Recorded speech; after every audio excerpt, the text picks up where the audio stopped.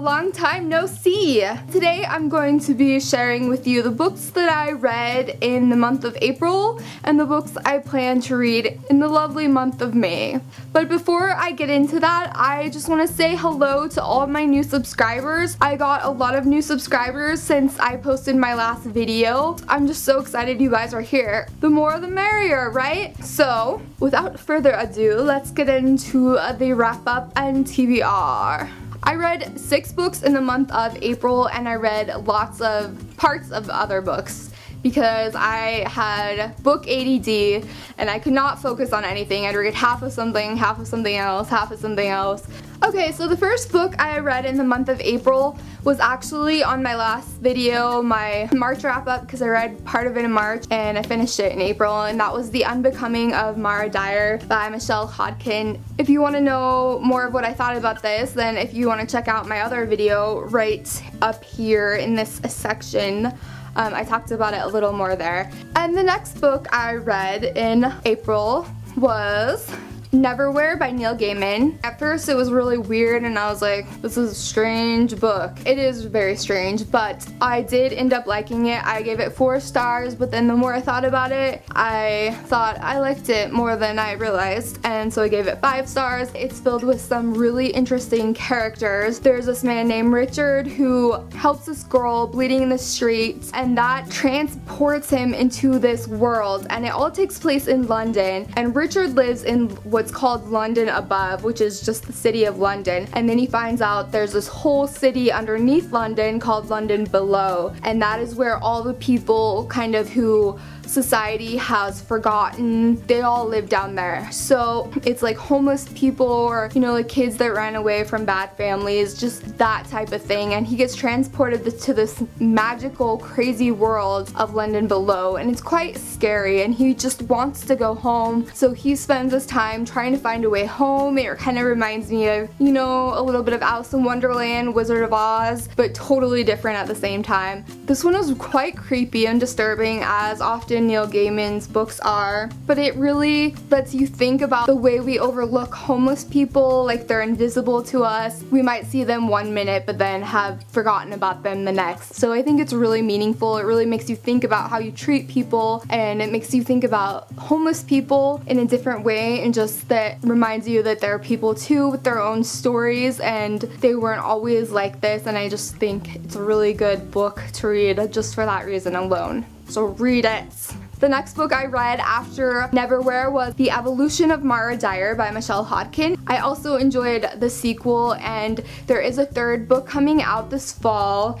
The Dyer books are filled with twists and turns. I noticed something at the beginning of the 1st book and into the 2nd book, and it was the names of the characters. I don't know if any of you are familiar with where all the character names came from. I just had this like epiphany of all the stuff that was going on in Dyer. So I'm afraid I kind of ruined the 3rd one for me, because I kind of feel like I figured out a little bit of what's going on just because of the names. They're not like the main part of the story, but I think they're really significant. Especially if you remember how at the beginning of the 1st Dyer book, there's a little tiny letter at the very front that says, my name is not actually Dyer. So that.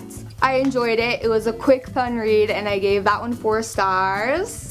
The next one I don't have a physical copy of either because I read it on my iPad, and that was The Art of Racing in the Rain by Garth Stein. And this one I started a long time ago and I read like almost half of it. I just decided to pick up where I left off. The whole book is from the dog's perspective. The dog's name is Enzo. The dog's a philosopher. He believes in reincarnation, and he believes that in his next life he's going to come back as a man.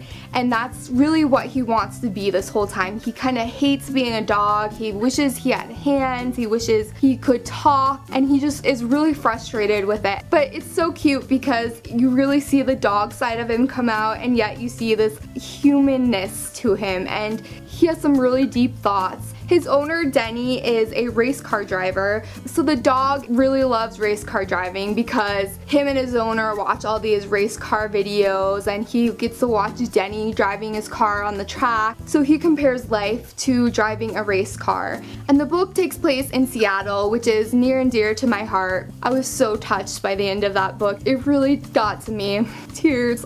I actually started crying at the end of the book. My little Yorkie dog Yoshi, he like saw that I was crying and he ran up to me and licked my face, and it was just so perfect. I just love the end, and so I gave that one 5 stars. That one was so good and so cute. God, I'm getting all choked up. And the next book I read was The Witches by Roald Dahl. I read this because I had watched the movie as a little kid and I always liked it and it always scared the crap out of me.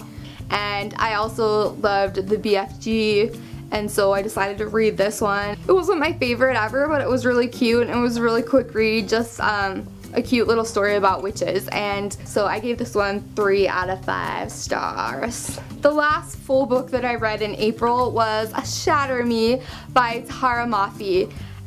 I didn't like this book. And I'm so sorry I didn't like it. I'm not gonna go into why I didn't like it. Please don't shun me from book 2. I'm sorry. Overall, I'm just not a fan of dystopian novels. I just don't really care for them, and I've tried really hard to like them, and this one was really romantic, which is a little too romantic for me. It seemed like everyone else in the world would like this except for me. Now let's venture into the books that I didn't finish. I read like 3 chapters of Stardust by Neil Gaiman. I just couldn't get into this book. I was reading it with Maureen Keevy, and she, I think, did about as well as me. So we're still reading this one, but we haven't finished it yet. I read about half of Beautiful Ruins by Jess Walter, and this one I really liked, but for some reason I just didn't feel like reading it. I'm doing really bad with my book club, guys. I also didn't finish The Devil in the White City like I had planned to. I took that one back to the library because it was really overdue. I also started Dr. Sleep by Stephen King because I've really been in the mood for something scary, and I've read like about that much, and I'm really enjoying this one right now. Now onto my TBR. I will most definitely finish Dr. Sleep in May.